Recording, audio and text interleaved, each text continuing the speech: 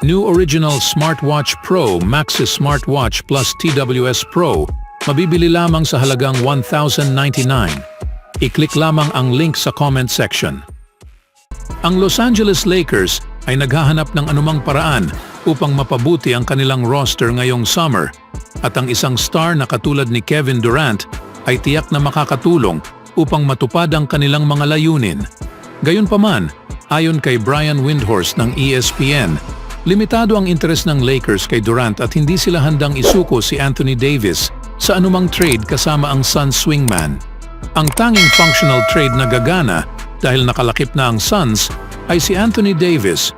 Ngunit sabi ng Lakers, hindi. Sabi ni Windhorst tungkol sa Lakers sa isang potensyal na Davis at Durant swap, tapos na ang usapan. Bilang isang two-time champion, former MVP, four-time scoring leader, at 14-time All-Star, palaging isa si Kevin Durant sa mga pinahahalagahang player sa NBA. Kahit ngayon, sa edad na 35-year-old, patuloy siyang produktibo sa court. Matapos ang isang season kung saan nag-average siya ng 27.1 points, 6.6 rebounds, at 5 assists per game sa 52.3% shooting. Pagkatapos sa kanyang trade sa Suns, naghihintay si Durant na muling magdomina sa Western Conference, ngunit ang kanyang campaign doon ay puno ng pagkadismaya, at ang pagkatalo sa unang round ngayong season ay isang hakbang pabalik mula sa kung saan sila noong nakaraang taon. Sa limitadong kinabukasan at walang malinaw na solusyon, nagsimula ng questionin ng ilan ang loyalty ni Durant sa prangkisa, at ilang beses nang naugnay ang Lakers sa kanya. Dahil meron pa siyang kontrata para sa ilang taon, wala talagang control si Durant sa kanyang sitwasyon ngayong summer, at kahit pa mayroon siya, hindi magiging handa ang Lakers na isuko ang kinakailangan upang makuha siya. Sa pananaw ng Lakers, si Anthony Davis ay mas mahalagang asset sa puntong ito, mas bata ng ilang taon at mas maaasahan sa kabuuan, dahil 2 team lamang ang kanyang napaglaruan sa kanyang buong karera. Kilala ng karamihan ng mga fans ng Lakers ang malawak na injury history ni Anthony Davis, at ito ay ang sumira sa ilang mga season kasama sa LeBron James era. Gayunpaman, walang duda na mataas na antas ang impact ni Davis sa basketball court at magiging mahalagang bahagi siya ng team sa post-LeBron era. Si Davis, isang 31-year-old, ay katatapos lamang ng isa sa kanyang pinakamahusay na season.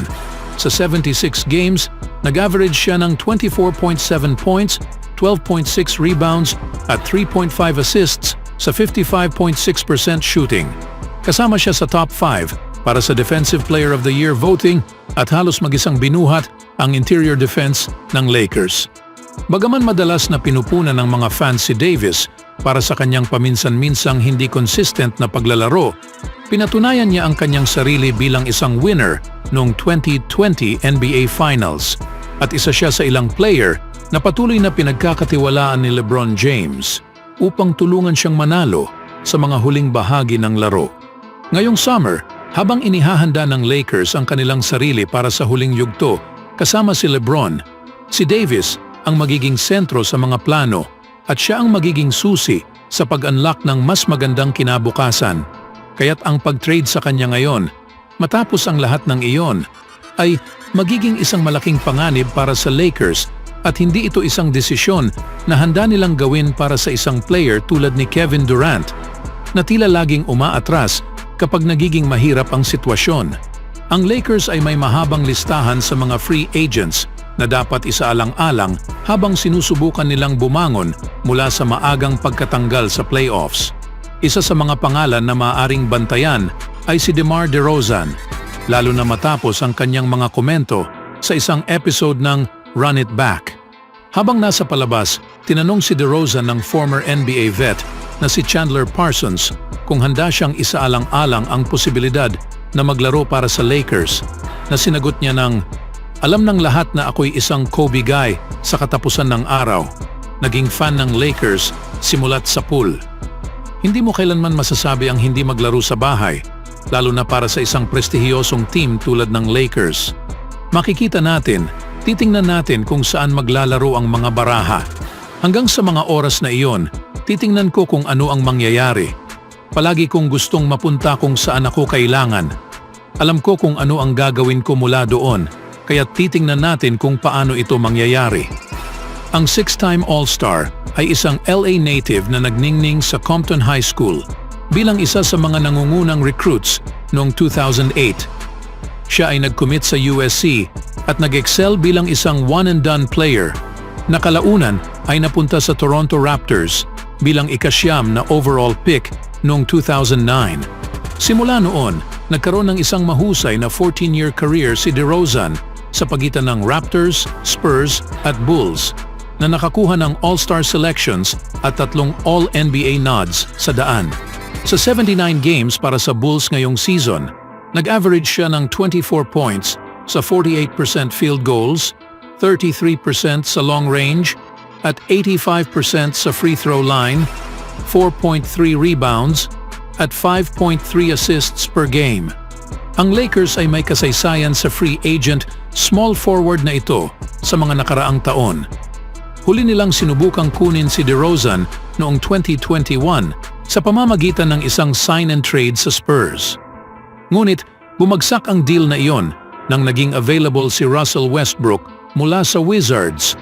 At ang parehong kampo ay nagkanya-kanya ng landas.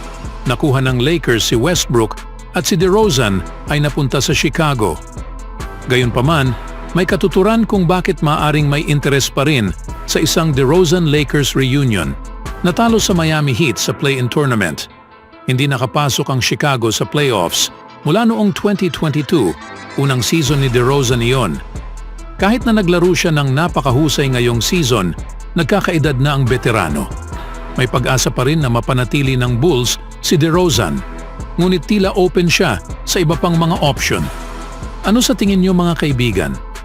Sa ibang balita naman, nang inakala ng marami na nawala na ang kanilang momentum at malapit nang ma-eliminate, tumugon ang Minnesota Timberwolves sa pamamagitan na marahil ang kanilang pinakamagandang laro sa postseason nitong Biyernes.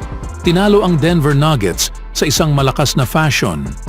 Sa pakikipag-usap sa mga reporters pagkatapos ng laro, tinanong si Edwards tungkol sa ulat na nagsasabing sinabi niya sa isang Nuggets locker room attendant na babalik ang Minnesota para sa Game 7. Walang pag-aatubili, sinabi ni Edwards. Hell yeah! Alam nila. Kayo'y nandoon. Oo, sinabi ko sa kanila, I'll see y'all mother F. Nababalik tayo sa Game 7. Good job tonight. Did you really tell the locker room staffer in Denver you were going to be back for Hell games? yeah. They know I was in there. Yeah, I told them. I said, I'll see y'all motherfuckers for Game 7. Yeah. Pinilit nga ni Edwards at ng Timberwolves ang Game 7 pabalik sa Denver, na ginawa ito sa pamamagitan sa isang dominanteng blowout victory sa Game 6. Ito ang uri ng panalo na hindi lamang nagpuwersa ng winner takes all sa Game 7, kundi pati na rin na nag-swing ng momentum pabalik sa Minnesota matapos manalo ng 3 sunod na laro ang Denver. Isa sa pinakakumpiyansadong player sa liga. Alam ni Edwards na pipilitin ng Timberwolves ang Game 7 at pinatunayan niya ang kumpiyansang iyon sa pamamagitan sa isang kamangha-manghang pagpapakita sa Game 6. Ngayon, kailangang dalhin ng Minnesota ang momentum na ito sa kanilang laro sa Denver.